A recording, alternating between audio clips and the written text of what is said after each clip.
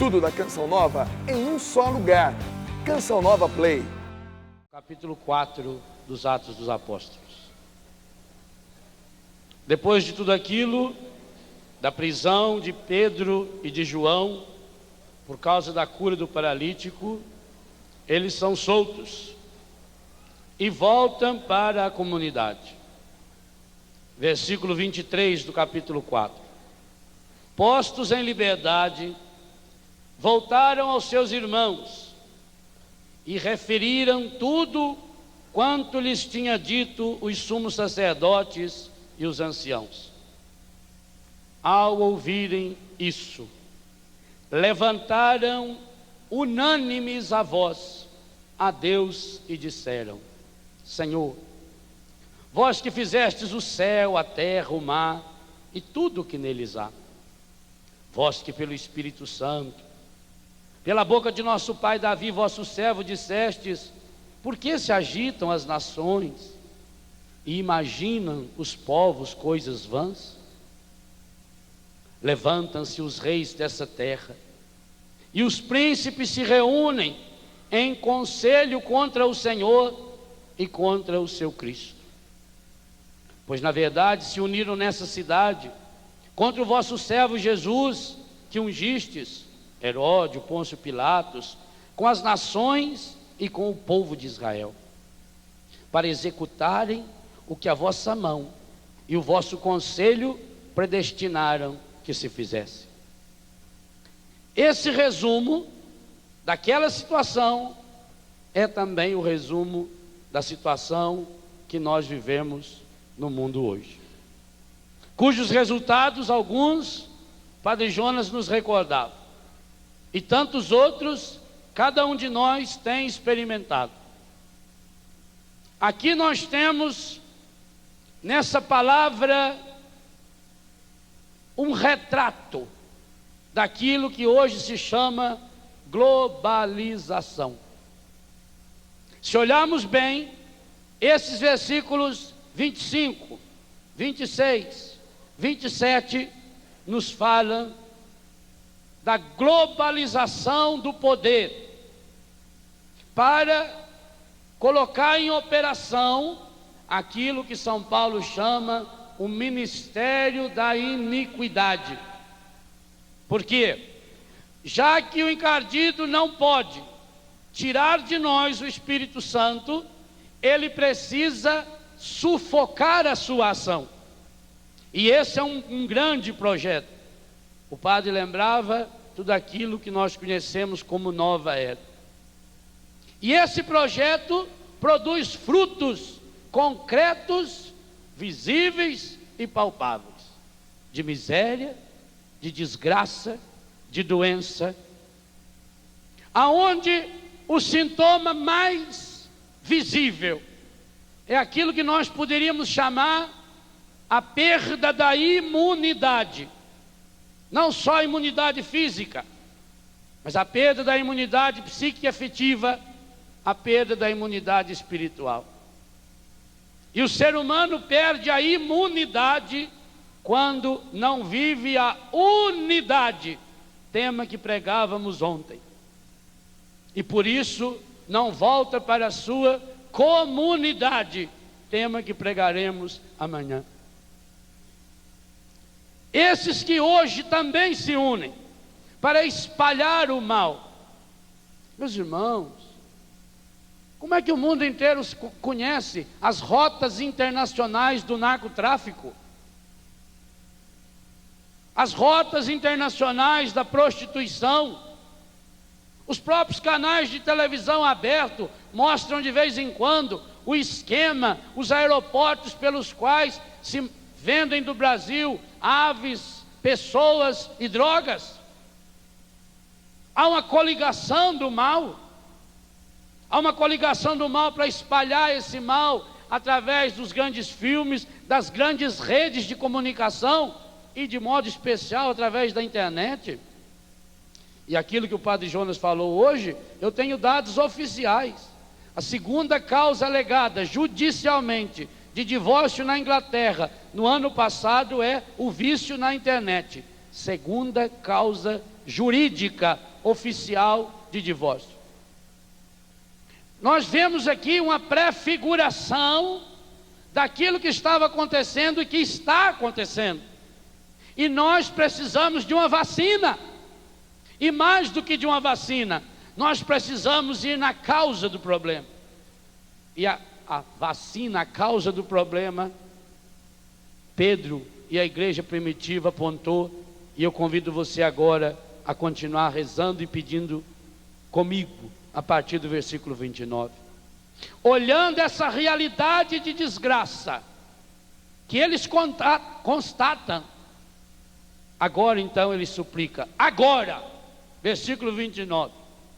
Quando que é agora? Então diga, agora. É nessa hora que eu preciso, Senhor. É nesse momento que eu necessito, Senhor. Agora, pois, Senhor, olhai para as suas ameaças, ameaçando nossas crianças, nossos adolescentes, nossos jovens, nossas famílias, nossos idosos, porque o encardido nunca perde a esperança de nos levar para o inferno. Por isso que quando ele não consegue seduzir a criança, ele tenta seduzir o adolescente, depois ele tenta seduzir o jovem com as drogas ilegais em nome da liberdade, depois ele tenta seduzir o adulto com a liberdade para fazer tanta coisa que não devia, e se não consegue, ele tenta seduzir a pessoa na meia-idade através da angústia, da tristeza, da depressão, da desvalorização de si mesmo, e no fim da vida ele tenta desvalorizar, fazendo com que a pessoa perca a sua dignidade, que a pessoa se venda, que a pessoa vicia nos bingos e tantas coisas similares. Por isso que a igreja proclamou esse ano vida, dignidade e esperança também para as pessoas idosas, porque nunca o encardido vai descansar enquanto não tentar nos levar para o inferno. Enquanto a gente for vivo, ele vai estar tentando. Agora, pois, Senhor, olhai para as suas ameaças e concedei aos vossos servos, a nós, que com todo desassombro anunciem a vossa palavra. Olha que oração linda. Senhor, estendei a vossa mão para que se realizem curas, milagres e prodígios, pelo nome de Jesus, vosso santo servo. Vamos repetir? Estendei a vossa mão para que se realizem curas, milagres, prodígios, pelo nome de Jesus, o vosso santo servo. Mal acabaram de rezar, tremeu o lugar onde estavam reunidos, e todos ficaram cheios do Espírito Santo, e anunciavam com intrepidez a palavra de Deus. E todos ficaram cheios do Espírito Santo. Palavra do Senhor. É o que nós estamos pedindo que aconteça conosco nessa tarde em que nos encaminhamos já para a vigília de Pentecostes. Ontem à noite eu falava com vocês da delicadeza de Jesus. Quando ele, o evangelho de ontem nos lembrava, volta na mesma praia, senta na mesma pedra onde Pedro estava consertando as redes para consertar o coração de Pedro. Meus irmãos e minhas irmãs, há uma experiência que nós precisamos fazer, e aí vem a necessidade do testemunho, e daí a necessidade da comunidade, tema que eu vou abordar com vocês amanhã, para que a gente possa perceber como que em nós e através de nós, não obstante nossas misérias, fraquezas e limitações, esse projeto de Deus está se realizando. Porque quando nós rezamos, estendei, Senhor, a vossa mão, para que se realizem curas, milagres e prodígios, o Senhor imediatamente olha para nós e diz: eu quero estender a minha mão, mas para isso é preciso que você estenda a sua. Porque Deus jamais agiu diretamente na história humana que não fosse através do ser humano. de homens e mulheres, como tento lembrar no livro Corações Curados, homens e mulheres fracos, limitados, como um Moisés, mas que Deus mandou: estenda sua mão. E Moisés pediu: estendei, Senhor, vossas mãos. E ao estendê-las sobre aquele mar, ele se abriu e depois se fechou. O Pedro que hoje suplica: estendei, Senhor, vossas mãos, para que se realizem curas, milagres e prodígios, está se referindo a mim e a você. Enquanto nós nos fechamos no nosso comodismo, enquanto cruzamos os nossos braços, o Senhor não tem como estender as mãos, porque os dons de Deus são irrevogáveis, irreversíveis, e aquele dom que Ele deu para mim, que Ele deu para você, Ele não volta atrás. Então é preciso que de vez em quando a gente tenha coragem de fazer uma releitura da vida. E ontem eu fazia uma releitura da minha vida na oração da noite. Foi num dia 6 de junho de 1981, antevéspera de Pentecostes, que o Senhor me deu a graça de dizer sim à vocação sacerdotal. Eu comuniquei a minha ex e a minha família que eu iria embora para o seminário no dia 7 de junho de 81, véspera de Pentecostes, preparando para participar de um cenáculo, na data de hoje. Deus me deu a graça, fui para o seminário, fiquei padre no dia de Nossa Senhora, e fui trabalhar em Brusque, Santa Catarina. Quando eu era jovem, eu fui usuário de drogas lícitas, inclusive fiquei muito tempo dependente delas, e de drogas ilícitas. Assim, na minha formação como religioso, os 9 anos de vida religiosa antes de ficar padre, já viajando pelo Brasil, já pregando, eu ia tendo contato com pessoas, com jovens, inclusive em Brusque mesmo, aonde trabalhei e estudei a filosofia com jovens drogados. Então, quando voltei para lá como jovem sacerdote, o Senhor começou a me mandar pessoas que me procuravam no colégio para uma oração, pessoas desesperadas, pessoas doentes.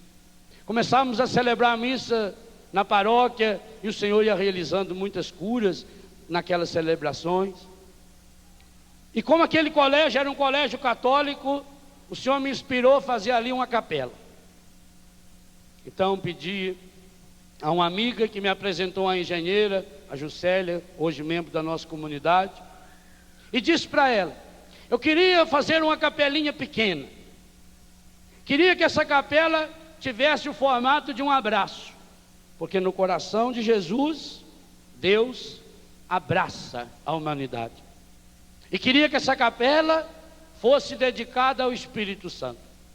Então começamos a fazer a capela, começamos a pintar os vitrais, a Juscelia ia pintando, fez um lindo painel para colocar no fundo, aonde aparecia um mundo negro, os vidros pintados de preto, e o Espírito Santo, o mesmo símbolo que eu havia usado na minha ordenação sacerdotal, ela pintou do lado daquele vidro, jogando as bolas de fogo sobre o mundo, sobre as florestas, sobre as fábricas. Esse era o vitral. E ali no coração do altar, ela pintou o Sagrado Coração de Jesus. Aquela capela, por graça de Deus, foi inaugurada no dia 6 de junho, primeira sexta-feira do mês de junho do ano de 92. Ontem fizeram 11 anos da inauguração dessa capela. Nessa capela nasceu a comunidade Betânia. Naquela capelinha pequenininha, Deus começou a abraçar, primeiro a nos abraçar. Penso que um dos primeiros milagres que Deus abraçou naquela capela foi Paulo César. Eu cheguei em casa, nós morávamos juntos lá no colégio, uma comunidade muito pobre. O único que não ficou padre da turma é ele. Os demais todos são padres. E ele acabou se tornando consagrado de Betânia. Paulo César, sentado à mesa, e ele me olhava estranho, com um olho não abria um olho, a boca torta. E eu falei, credo, Paulo, está olhando desse jeito para quê? Ele disse, não, já está 2 dias sim. Foi 2 dias que você está assim, pô. Mas então temos que ir no médico. E começou uma história terrível. Fomos no médico, ele encaminhou para o neurologista. Havia paralisado o maior nervo que nós temos aqui, na cabeça. Por isso não voltava mais o olho, não voltava mais a boca, esse lado. E já veio a suspeita terrível. Esclerose múltipla. Entramos na internet. Paulo era muito medroso. Só de pensar em doença, ele já ficava com medo. Imagina agora, diante desse diagnóstico. Esclerose múltipla. Tudo que a gente procurava no mundo inteiro era uma notícia pior do que a outra. Então começa a fazer os exames. E a gente a rezar. Ele é internado. No hospital o médico explica que tem que tirar toda a imunidade do corpo dele, porque senão os olhos, a boca não voltaria mais. Precisaria tirar a imunidade para que relaxasse esse nervo, que estava, não sei que jeito, e assim foi feito. Durante aquele período, depois que ele saiu do hospital, foi para casa, não podia receber visita de ninguém. Ficava de máscara, porque estava com a imunidade zero. Estava na nossa casa, eu, ele, mais um padre. Ele como fráter. E a capela da nossa casa também tinha um coração de Jesus como sacrário. A gente olhava para aquele coração de Jesus. Tínhamos levado o Paulo já em vários médicos. E cada vez constatava esclerose múltipla. Levamos a Florianópolis, um especialista. E lá piorou. Porque além daquele lugar onde já tinha constatado, aquele médico descobriu que já estava se manifestando também no cotovelo direito a doença. E que nenhum médico havia descoberto antes. Por quê? Porque o Paulo toca violão. Então, como ele exercitava ao robustecido, como ele exercitava no toque do violão, nunca, se fosse uma pessoa que não usasse tanto o braço, já teria sentido a dor e a paralisia aqui no cotovelo direito. Veio então o segundo laudo.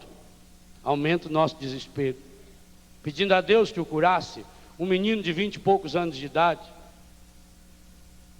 Então precisou encaminhar um exame do líquido da espinha para São Paulo. Tinha que vir a São Paulo para fazer o exame final.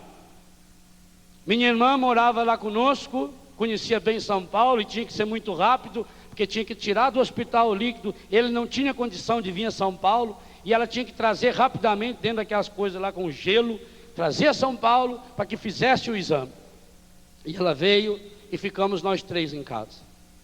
Ela chegaria em São Paulo pelas 11, 11h30 da manhã. Então, mais ou menos nesse horário, 15 para meio-dia, terminamos a aula, subimos, o Paulo sozinho lá no sofá, meio triste. O Padre Beto do lado, eu falei para ele, poxa vida, você está no meio de 2 padres, vamos para a capela? E fomos para a capelinha. Ali ele se ajoelhou e a gente rezou pedindo a Deus que o Paulo não tivesse esclerose múltipla. Esse era o milagre que a gente pedia a Deus. Nós precisávamos daquele milagre. E o milagre não aconteceu. A confirmação piorou. Porque veio agora, com todas as letras confirmadas, tem esclerose múltipla. Um diagnóstico tríplice. Portanto, já estava avançado demais. O médico, Dr. Oswaldo, um grande neurologista, um grande amigo, foi nos explicando como é que era o procedimento, dizendo ainda que, por ser jovem, por vivermos num país de clima tropical, e o efeito seria menor, que talvez não ia sentir tanto, que é uma doença súrtica e cíclica, que isso vai, mas pode demorar até 6 meses, 8 meses, e que se ele tomasse todos os medicamentos, ele ia ficar 6, 8 meses sem ter nenhum sintoma, mas estava constatado. A vida continuava, a gente continuava rezando, celebrando naquela capelinha, ele tocando na capela, e ele já estava atendendo a comunidade Betânia. Logo em seguida vem o discernimento vocacional, e ele vai morar em Betânia como consagrado. Ele é o formador dos postulantes da comunidade e leciona na cidade de São João. E foi passando 1 ano, 2, 3, 4, 5, 6. E aí nós entendemos, o milagre tinha acontecido. O Paulo tem esclerose múltipla. E o grande milagre, isso é inédito no mundo, vai fazer 7 anos. Nunca ele teve nenhum surto dessa doença. Nunca. Ela como que desapareceu.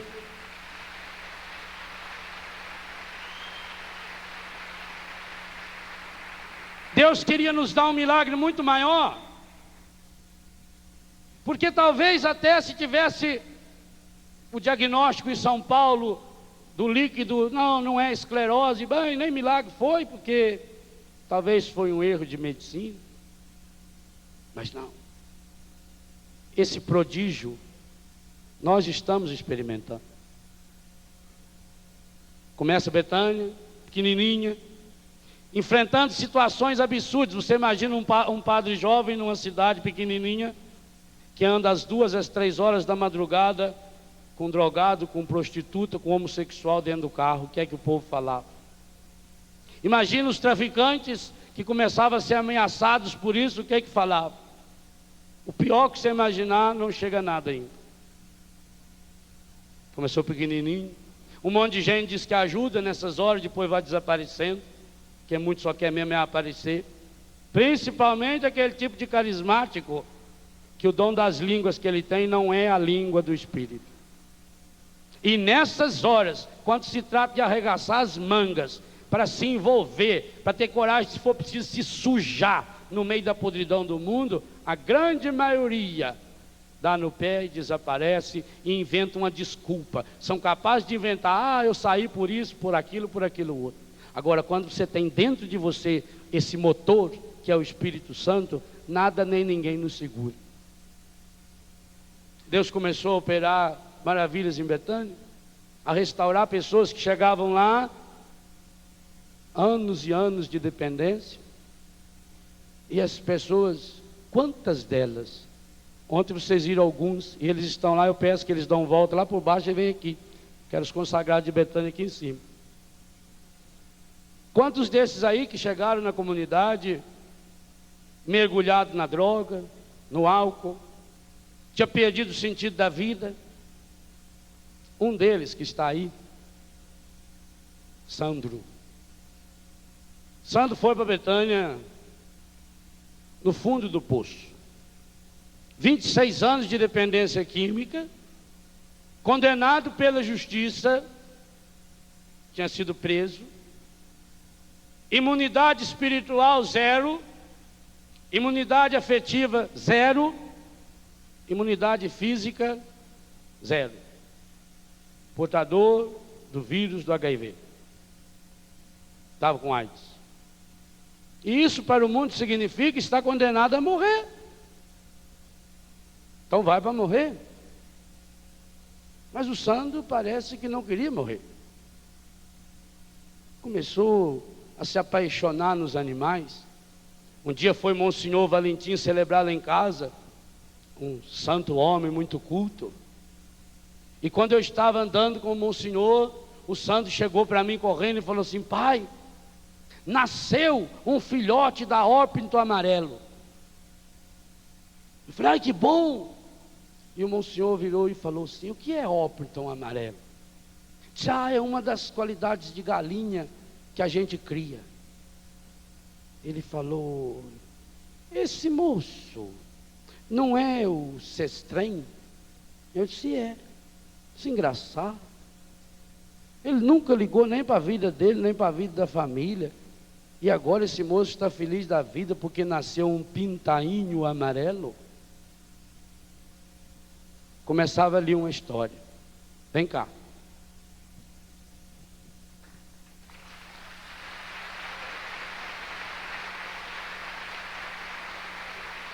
Esse moço, um belo dia me disse que queria se consagrar a Deus. E eu disse para ele que ele estaria realizando um sonho meu.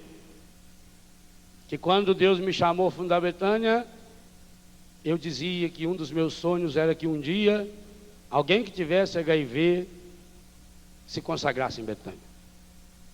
Quando eu escrevi meu livro Viver com HIV, eu já pensava um pouco nisso. E o Sandro foi se preparando, tornou-se postulante, foi para Guarapuava. E lá, no dia 6 de junho de 2001, ontem fez 2 anos, Dom Wagner, bispo coadjutor de Guarapuava, presidia na igreja de Santana a consagração dele. Primeiro consagrado de Betânia com HIV. E o que será?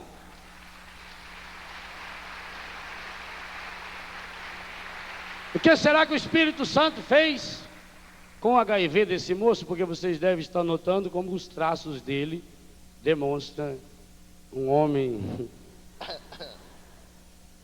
raquítico, à beira da morte.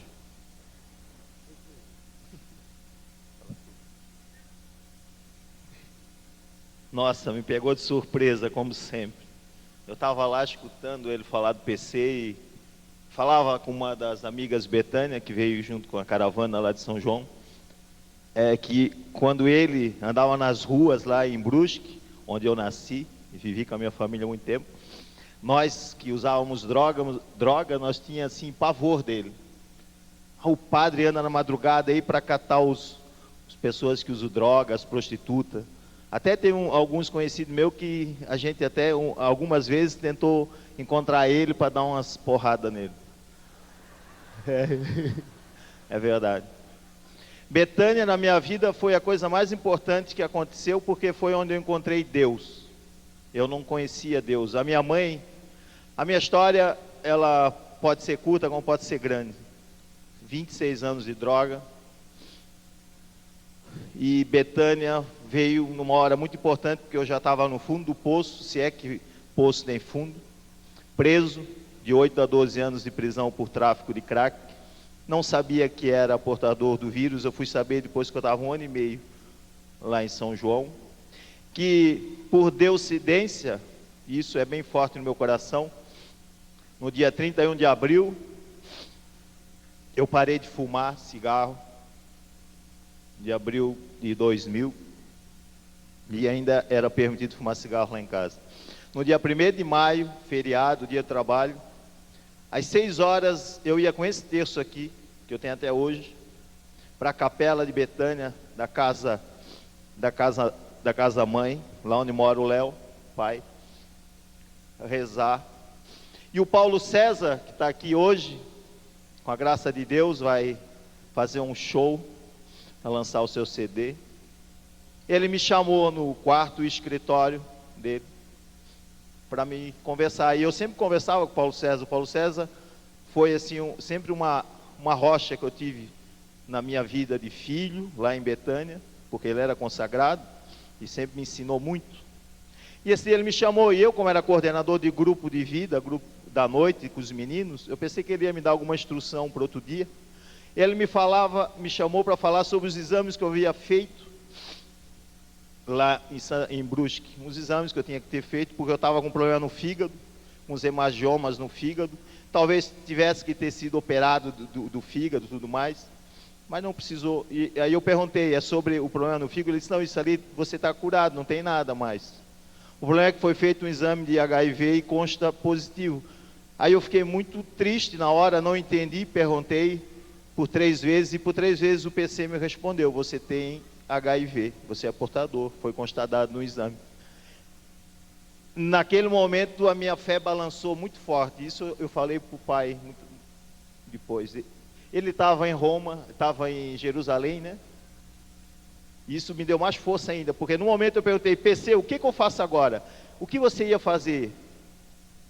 Eu falei para ele o que eu ia fazer, que eu fazia todo dia às 6 horas lá em São João, na nossa casa mãe, na capela. Ele disse, então vá rezar, vai pedir para ela. E eu fui. No outro dia eu fui para Brusque fazer os exames que precisava fazer, que a Juscelia havia já combinado. E a Ju me falou, ela disse, olha, eu liguei para o Léo, e ele estava no túmulo lá de Jesus, e pediu por você. Não foi, pai? Ali eu não tive mais medo da AIDS. Um dia antes eu até queria desistir, porque eu tinha uma namorada que me ofereceu muita coisa para sair da comunidade, né? E a AIDS eu contraí por sexo, porque eu era compulsivo em tudo que eu fazia, nas drogas e no sexo, né? Chegava a transar com 3 mulheres numa noite, porque eu era muito prostituto, eu vivia nas casas de prostituição. Onde o padre ia para falar com as moças, eu ia não para falar, ia para transar. Ele ia de dia, eu ia à noite. E em vez de desistir, eu fortaleci-me cada vez mais em Cristo Jesus, todos os dias, rezando. Até hoje eu rezo, graças a Deus, esse texto, pedindo a Maria força. E ela me deu, lá em Guarapuava, onde eu estou. Cheguei lá muito magro. O Dimas era o superior na época, a gente tinha um superior, ele e a Berenice eram os consagrados. Eu e a Suzana fomos lá como postulantes, no dia 7 de novembro de 2000, nos consagramos no dia 6 de junho. E no começo tive que ser internado, porque eu fiquei muito mal por causa a região lá de Guarapuava, é muito frio. Saímos de Santa Catarina com calor de 36 graus em novembro, chegamos em Guarapuava, 6 graus, geada. 2, 3 dias que eu estava em Guarapuava, deu geada. Então eu fui parar no hospital, muito doente, e o Dimas disse, olha, se você ficar assim, não vai dar para ficar aí, você vai ter que ir embora. Eu disse, Dimas, Berenice, me dá uma semana, porque eu não passei tudo que eu passei para desistir. Eu não vou desistir. Eu vim aqui por uma missão. Deus me mandou vir aqui por uma missão, para a gente abrir essa comunidade a pedido do Pai, e a gente vai fazer isso. Eu não vou desistir.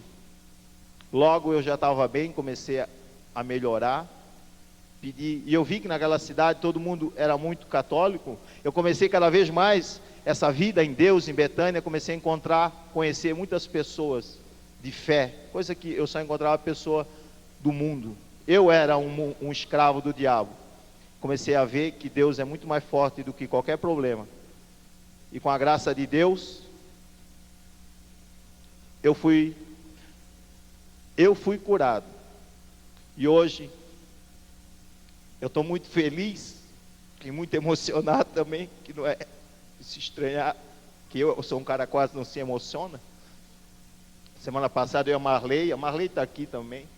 Nós estávamos fazendo uma palestra nos colégios lá numa cidade vizinha. Eu dei 5 palestras, pai. Nas 5 eu fui obrigado a me emocionar, porque quando você vê um jovem com 12 anos, 13, 15, você falar da sua experiência, 41 anos de idade eu tenho, usei droga há 26 anos, era para estar morto. Eu choro por ver um jovem com 12, 15 anos que está começando a usar droga, que está bebendo e fumando. Isso me deixa muito triste, porque o que eu passei, eu não quero que ninguém passe. Mas eu louvo e agradeço a Deus todos os dias. Isso eu faço isso todo dia e não preciso falar. Eu vou falar porque estou sendo movido pelo Espírito Santo que está hoje aqui sobre cada um de nós e sobre mim também. Agradecendo a Deus por eu ter sido dependente químico, por eu ter tido AIDS, por eu ter quase morrido por causa do álcool, da cocaína, que me deu 3 hemangiomas no fígado, por eu ter tido magrinho, ter que ir para o hospital várias vezes. E teve uma coisa, pai, que eu não falei para ti, eu acho, o Ideraldo sabe, o Dimas também. Uma vez, eu com problema no fígado, eu estava no hospital, lá em São João. O Dimas foi levar a minha Bíblia, uma Bíblia Ave Maria que eu tinha, foi a primeira que eu ganhei de uma amiga da minha irmã. Mas a Bíblia não foi suficiente. Eu no hospital, lá em São João, sozinho. A Camille, que está aqui, a namorada do PC, ela ia me visitar quase todo dia. E sozinho, um domingo à tarde, muito triste com aquela doença. Eu nem tinha sabido ainda que eu tinha AIDS. Eu pedi para Jesus vir me visitar. Mas eu não sabia que era tão forte assim o nosso pedido. né? O nosso pedido tem força se a gente pede com fé. Não deu 15 minutos, abriu a porta do quarto onde eu estava, e uma ministra eucarística veio me dar a comunhão.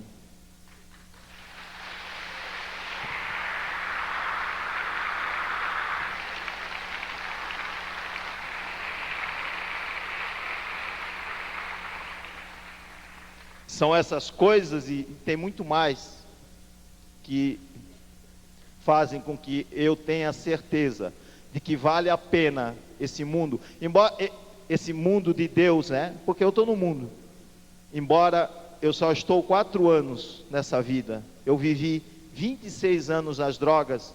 Eu falava quinta-feira passada lá em Guarapuava, eu preciso ainda viver 22 anos nesse lado bom, porque ainda tem 22 anos de defasagem, porque o pecado, aquele que eu vivi, que eu fui escravo, ainda fala mais forte dentro de mim. Porque hoje eu falava com uma senhora aqui, amiga nossa, eu falava para ela, eu não quero mais pecar, mas quando eu vejo uma mulher bonita, passando com a bunda de fora, com a barriga de fora, como é costume aí, né, acontecer, eu sinto vontade ainda, sabe? Eu sinto vontade quando eu vejo alguém fumando, quando eu vejo uma propaganda na televisão de cerveja, sabe? Eu sinto ainda vontade quando eu vejo alguém fumando maconha, ou cheirando cocaína, quando eu sinto ou vejo na pessoa drogada, porque nós conhecemos, nós dependentes nos conhecemos, e quando eu falava semana passada lá para 1000 jovens dentro da igreja do Divino Espírito Santo, eu falava para eles, muito de vocês aqui está drogado, não adianta você dizer não, porque eu conheço, eu fiz isso durante a minha vida toda a minha vida eu fiz isso, mas eu sei que vale muito mais a pena um dia de sobriedade do que uma vida toda de drogadição. Amém. Obrigado.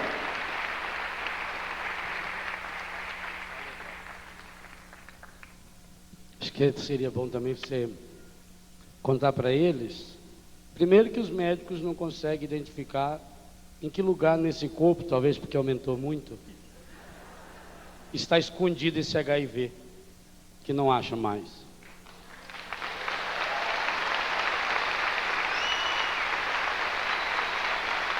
Eu sei onde está.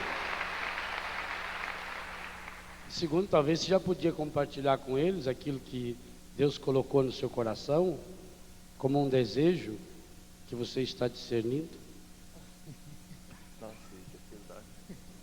Então, Deus me curou. E eu falava para o pai na nossa reunião dia 12 de outubro, lá em São João, na nossa casa, lá onde nasceu esse consagrado. A gente tem que dar para Deus, não que Ele cobre, Deus não cobra nada, mas eu também não ganho nada para fazer o serviço para Ele, mas Ele merece muito, porque eu já dei minha vida, mas eu ainda quero dar mais. E esse ano assim, eu bateu muito forte no meu coração, por causa justamente da AIDS, de ter sido curado, por eu ter, além de dependência química, dependência do álcool, do cigarro, eu tinha dependência do sexo também. Eu tenho assim, esse ano como meta, prioridade na minha vida, o celibato, sabe? Ser um homem completamente de Deus.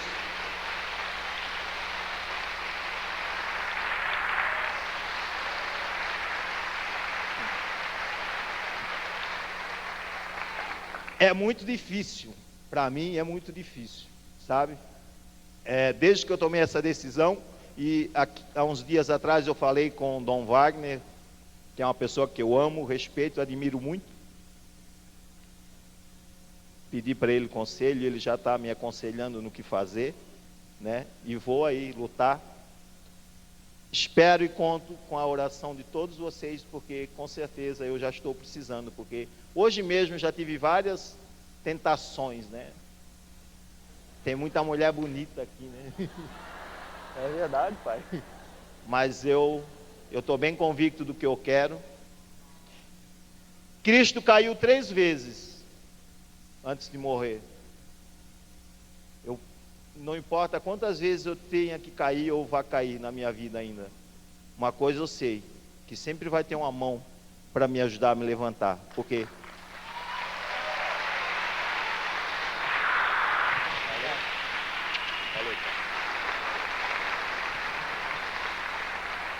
Estendei vossa mão, Senhor, para que se realize curas, milagres e prodígios. Segundo o Ministério da Saúde, 11% da população brasileira é alcoólatra. Isso dá 19 milhões de pessoas. 19 milhões de pessoas que destruíram sua família, feito aquele baixinho que está ali. Vem cá, Zé. Esse rapazinho aqui, esse toquinho.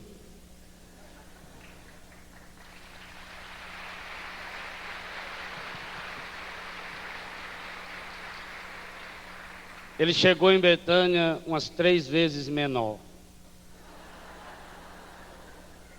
Fala aí. Eu cheguei em Betânia menor porque o vício me ponhou lá no chão. Mas quando eu percebi que Deus estava do meu lado, eu passei a crescer. Hoje eu sou pequeno no tamanho, mas o meu coração pode ser muito maior ainda. Porque eu tenho Deus, Ele me ajudou.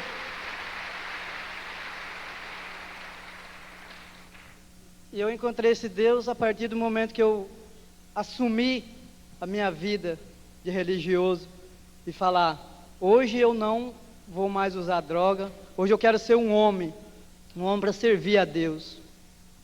E a graça que Deus me deu é porque eu tenho esse pai que também é meu espiritualista. Ele todo dia, com certeza, ele está orando por mim, rezando por mim. Zé hoje é um dos consagrados que veio abrir Betânia em Lorena. Está aqui.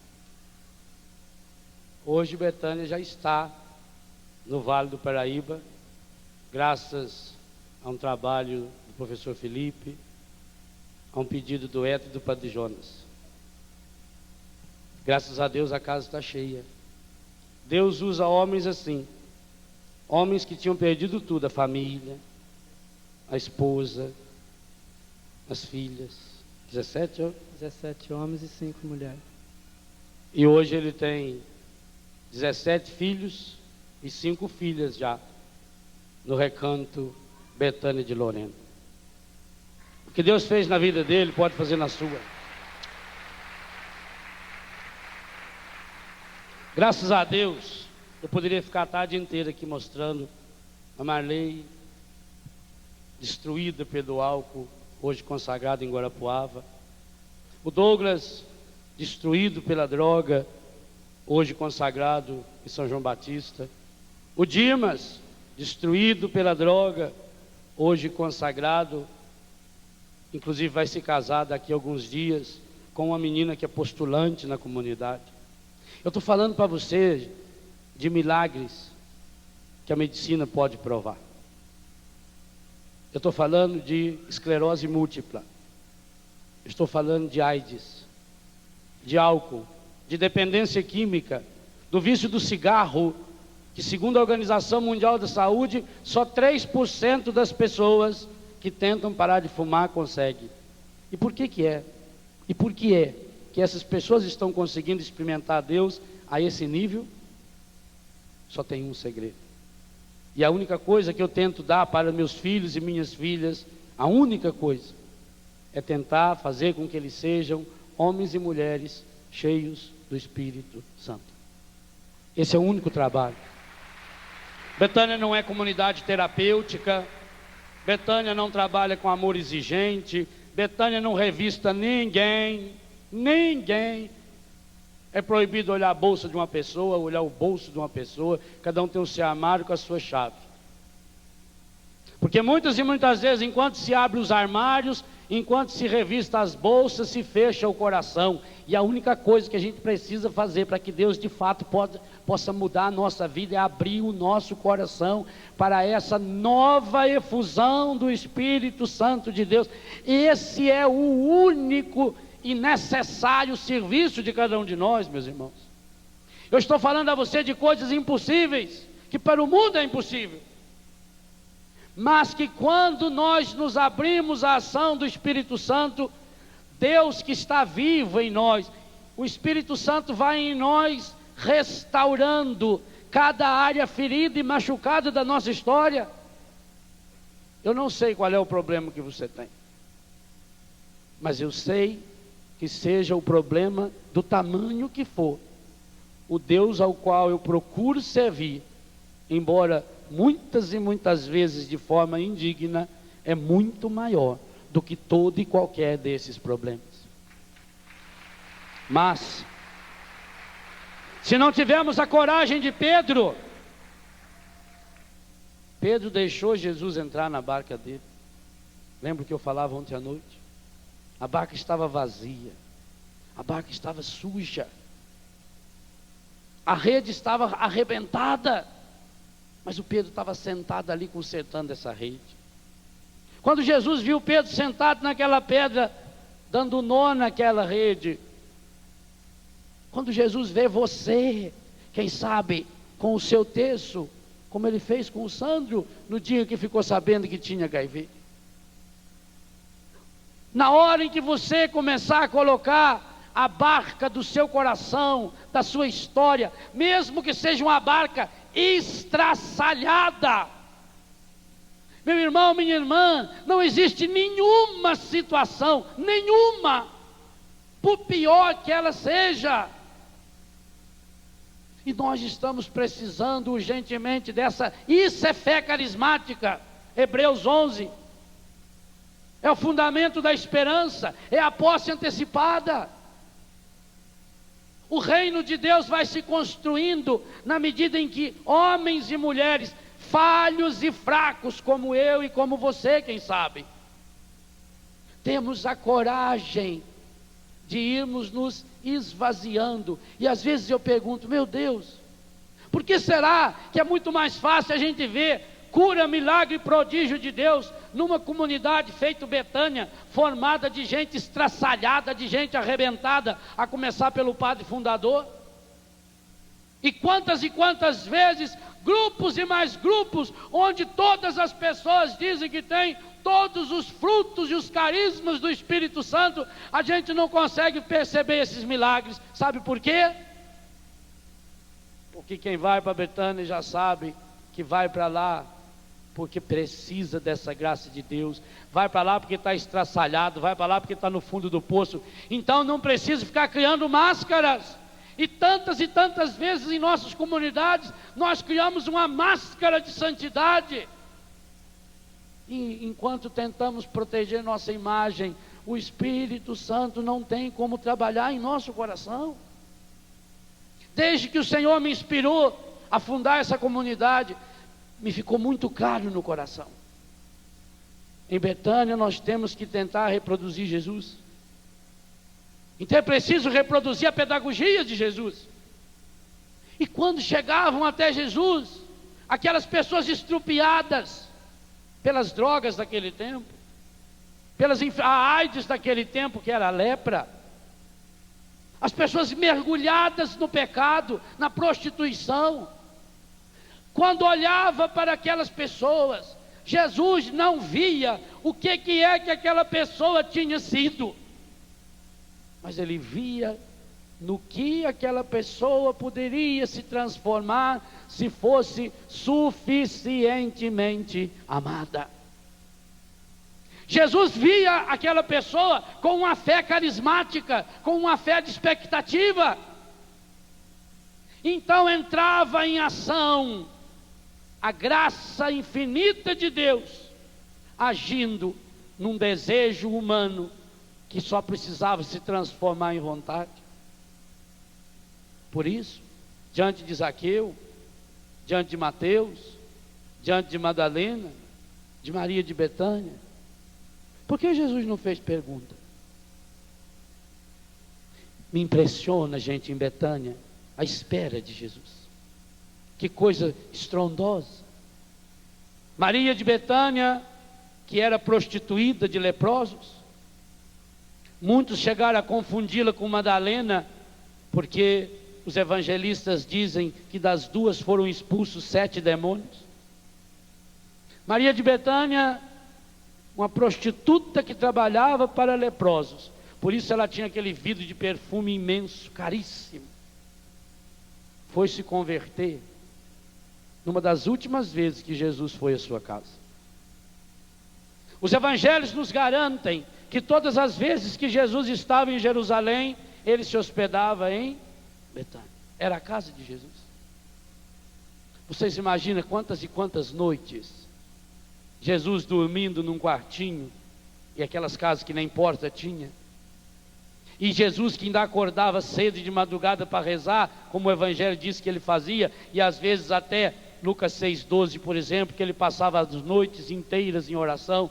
Vocês imaginam quantas e quantas vezes Jesus deitado no quartinho, ou rezando, escutava 2, 3, 4 horas da manhã, a porta se abrir, e pelo cheiro forte daquele perfume de nardo puro, entrava Maria de Betânia, de mais uma noite de prostituição.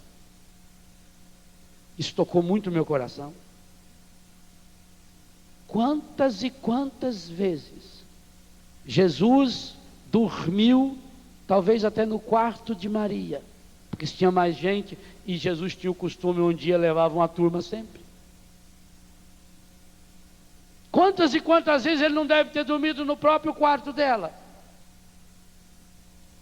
Gente, esse tempo, o tempo da misericórdia me impressiona. Maria de Betânia só foi se converter verdadeiramente depois da ressurreição de Lázaro. João 11, ressurreição de Lázaro. João 12, a conversão de Maria de Betânia. E lá dá a data, 6 dias antes da Páscoa. Aliás, era tão perto da Páscoa, que São Mateus chega a falar que só faltavam uns 2 dias. Talvez uns 2 dias para o trido, que era na quinta. Quanto tempo? Naquela Semana Santa, no domingo, Jesus saiu de Betânia, foi a Jerusalém e voltou, porque o domingo para eles era a nossa segunda-feira. Jesus chegou em Betânia, com certeza na sexta-feira, antes do domingo de Ramos. Passou o sábado ali, não podia fazer nada. No domingo, ele entra triunfalmente em Jerusalém e volta para Betânia. Maria de Betânia deve ter ouvido os burburinhos que a redondeza comentou à entrada de Jesus. Maria de Betânia deve ter ouvido também que já estava tudo determinado para matarem Jesus e o irmão dela. E talvez, meus irmãos, a conversão de Maria de Betânia, e Jesus disse que ela estava ungindo para a sua morte, tenha sido de fato uma oração do desespero. Talvez, por atender aqueles homens à noite, ela deve ter ouvido, porque ninguém sabia quem era a mulher. A mulher usava aquelas roupas, tapava o rosto, por isso que ela tinha que ter um perfume tão forte para atrair os homens, para saber que ela era prostituta. Quantos devem ter falado para ela, até sem saber quem era ela? Quem ela era? De que os homens já estavam determinados a matar Jesus e a matar Lázaro, porque nós sabemos muito bem, pelo capítulo 8 de São João, quem é que frequentava essas prostitutas. Eram os homens que conheciam a palavra, tanto que um a um foi enfiando o rabinho no meio da perna, quando Jesus falou: quem não tem pecado joga a primeira pedra. Eles devem ter contado para ela, e eu imagino que ela deve ter voltado para casa desesperada, e talvez não tenha conseguido dormir. Ela ficou pensando, porque a atitude de Maria de Betânia é milimetricamente pensada. Aquela noite ela não dormiu, aquele dia ela não dormiu. Feita a samaritana que meio-dia foi buscar água, ela também deve ter passado o longo do dia tentando achar um jeito. Eu preciso mudar. E ali surgiu uma chance. Jesus, naquela segunda-feira, iria jantar na casa do cunhado dela, do Simão, leproso, fariseu, casado com Marta. Só por isso ela teria como entrar naquela casa com facilidade. Nas outras casas ela não poderia entrar. E ela tinha medo que Jesus nem voltasse mais para a casa dela, embora ele voltou para a casa dela e ficou em Betânia até na quinta-feira santa. Mas ela estava desesperada, por isso ela vai na casa da irmã e vai disposta a tudo.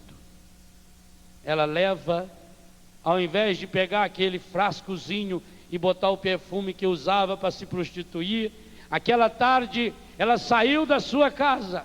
Talvez até ela na última hora tenha ido lá para pegar o vidrinho para encher de perfume, para sair para mais uma noite de prostituição, porque talvez ela fosse encontrar um homem que ia lhe dar muito dinheiro, e ela precisava de muito dinheiro, pois para manter a profissão terrível de prostituir-se com leprosos.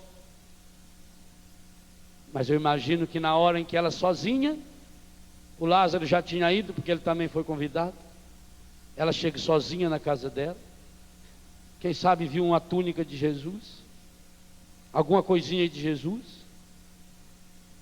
talvez até o perfume dela ficasse escondido no quarto que estava Jesus, nós não sabemos.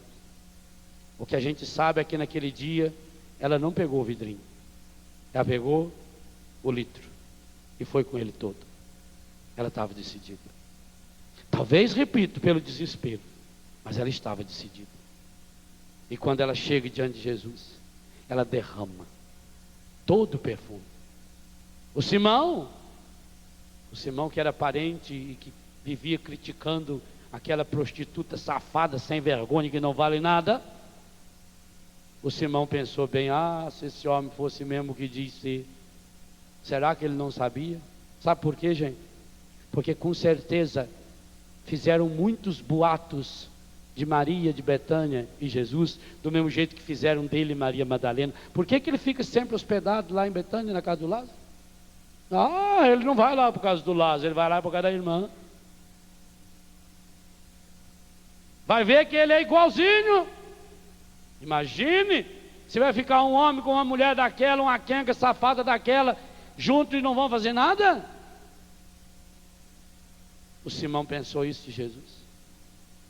E Jesus olhou para ele, amou o Simão, deu a ele a chance da conversão. E Maria de Betânia derramou o perfume todo. Ao derramar aquele perfume todo, ela estava dizendo: Senhor, hoje eu lhe derramo na minha presença. Do mesmo jeito que Deus derrama sobre nós o Espírito Santo, eu derramo hoje na sua presença o meu passado. Cada gota daquele perfume simbolizava todos os pecados, todo o dinheiro que ela havia juntado para pecar. Ao se ajoelhar diante de Jesus, ela diz: eu lhe entrego o meu presente. Hoje eu reconheço a minha miséria, eu estou aqui, Senhor. Ao derramar o perfume, ela entregou o seu passado, mas ela precisava tomar a decisão mais séria da vida, e por isso ela quebra o vaso para dizer: nas tuas mãos também, Senhor, está o meu futuro. Agora sim, agora eu posso ser cheia do seu Espírito Santo.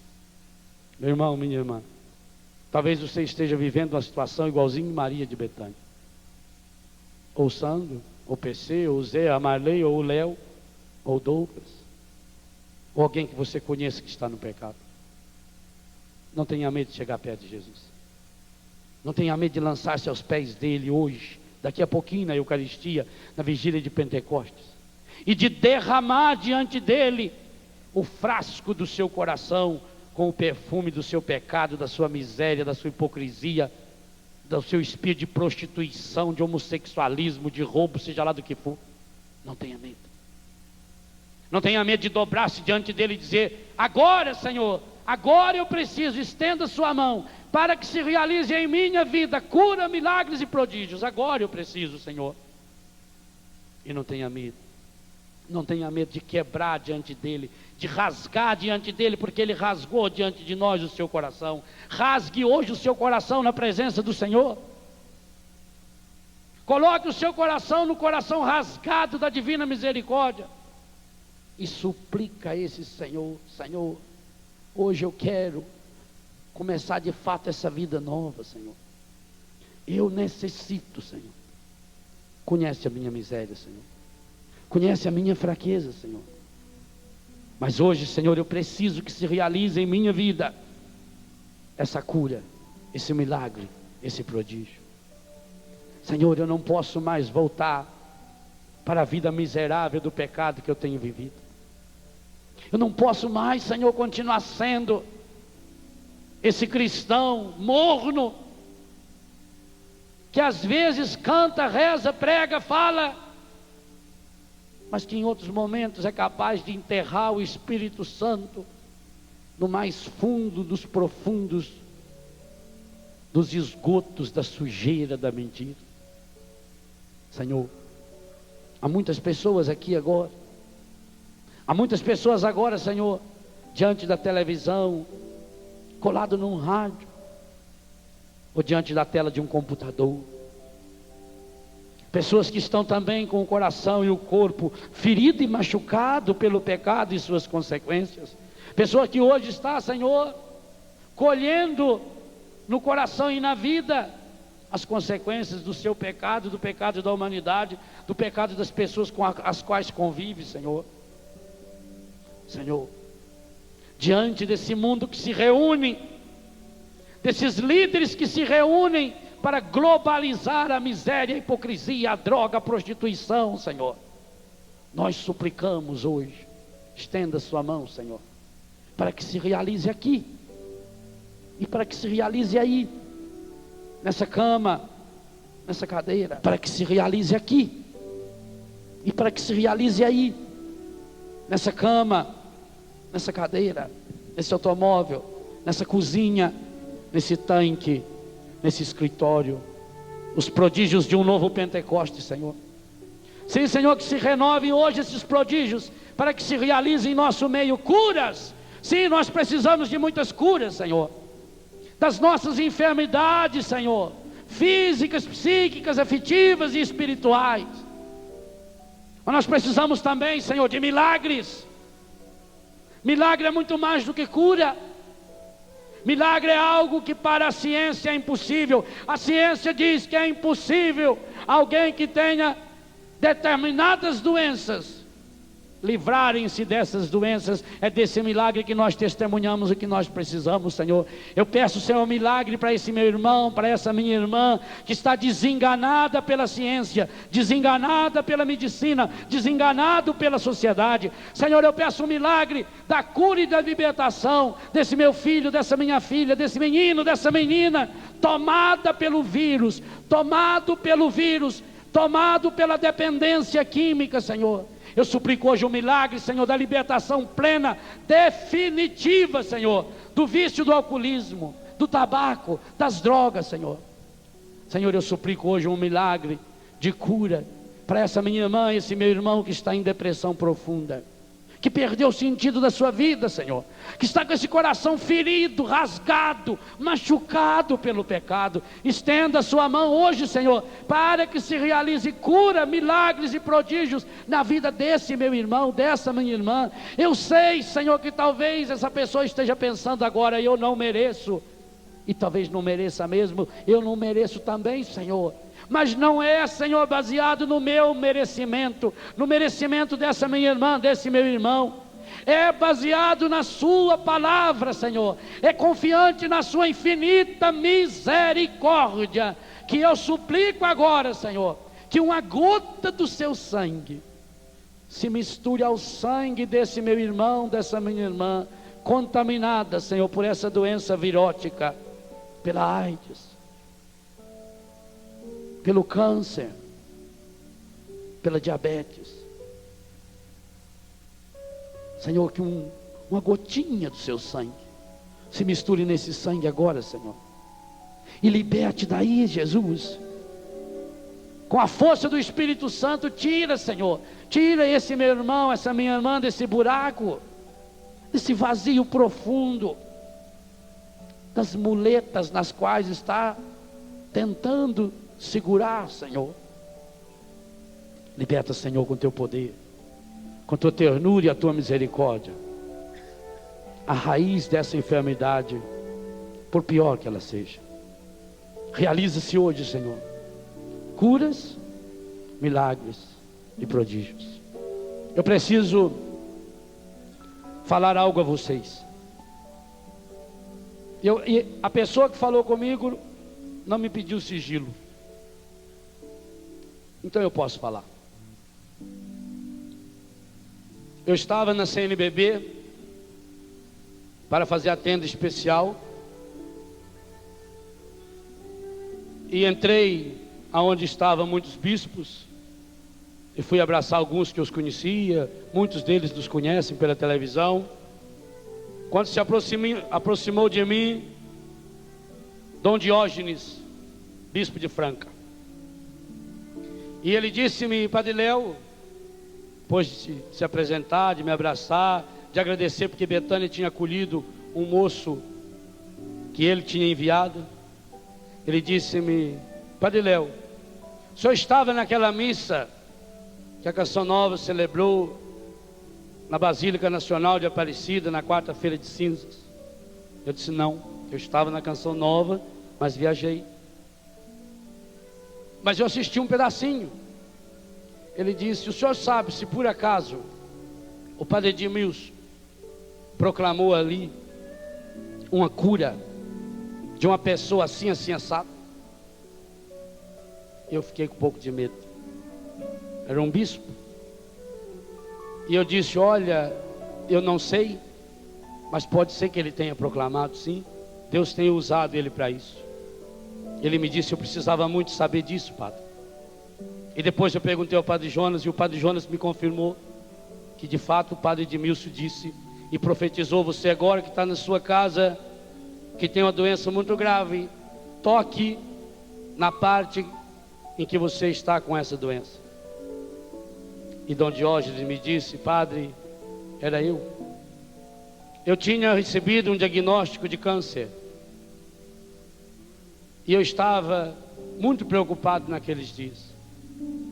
Porque na região que eu tinha a doença, muito difícil a possibilidade da cura. E naquela hora, padre, eu, Dom Diógenes, diante da televisão, tomei posse da graça de Deus. Meu irmão que é médico exigiu que eu fosse procurar o médico. E eu fui. E para a honra e glória de Deus, não há sinal nenhum desse câncer em meu corpo. E porque eu dou esse testemunho? Um bispo que havia celebrado a Eucaristia naquele dia,